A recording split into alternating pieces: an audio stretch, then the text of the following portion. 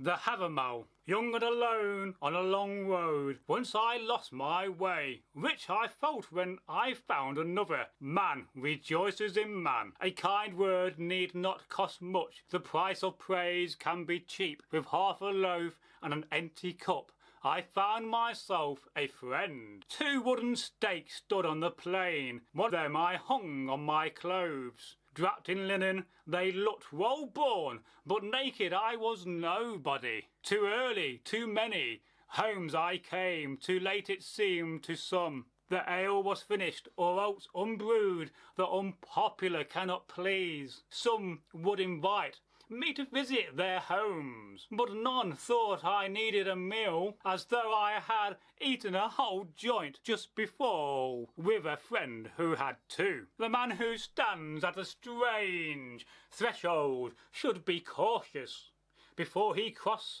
it. Glance this way and that. Who knows beforehand what foes may sit awaiting him in the hall? Greetings to the host. The guest has arrived. In which seat shall he sit? Rash is he who at unknown doors relies on his good luck. Fire is needed by the newcomer, whose knees are frozen numb. Meat and clean linen a man needs, who has fared across the foes. Water, too, that he may wash before eating. Handcloth and a hearty welcome. Courteous words, then courteous silence, that he may tell his tale. Who travels widely needs his wits about him. The stupid should stay at home. The ignorant man is often laughed at when he sits at meat with the sage. Of his knowledge a man should never boast.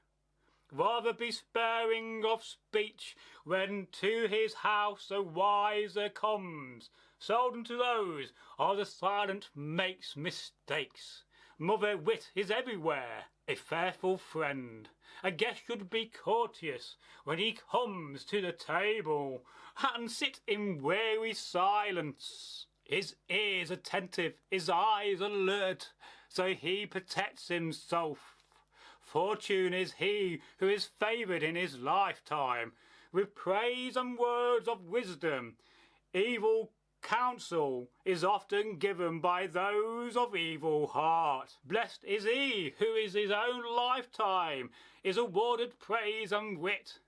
For ill counsel is often given by mortal men to each other. Better gear than good sense a traveller cannot carry.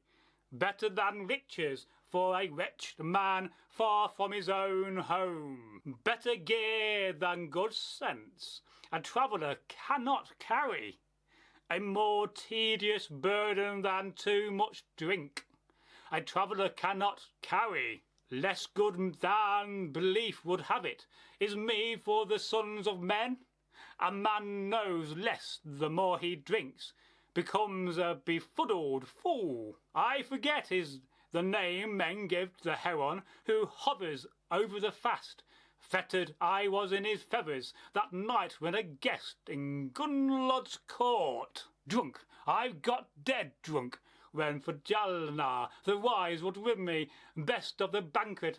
One looks back on after, and I remembers all that happened. Silence become the son of a prince, to be silent but brave in battle. It befits a man to be merry and glad until the day of his death. The coward believes he would live forever if he holds back in the battle, but in old age he shall have no peace.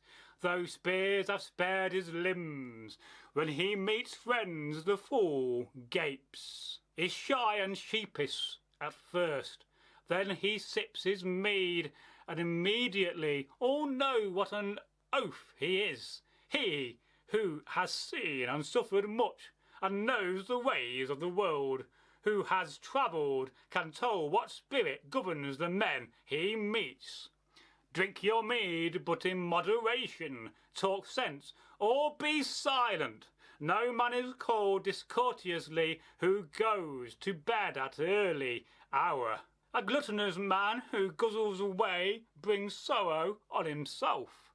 At the table of the wise he is taunted, often mocked by his bloated belly. The herd knows it's homing time and leaves the grazing ground, but the glutton never know how much his belly is able to hold. An ill-tempted, unhappy man ridicules all he hears, makes fun of others, refusing always to see the faults in himself. Foolish is he who frets at night and lies awake to worry.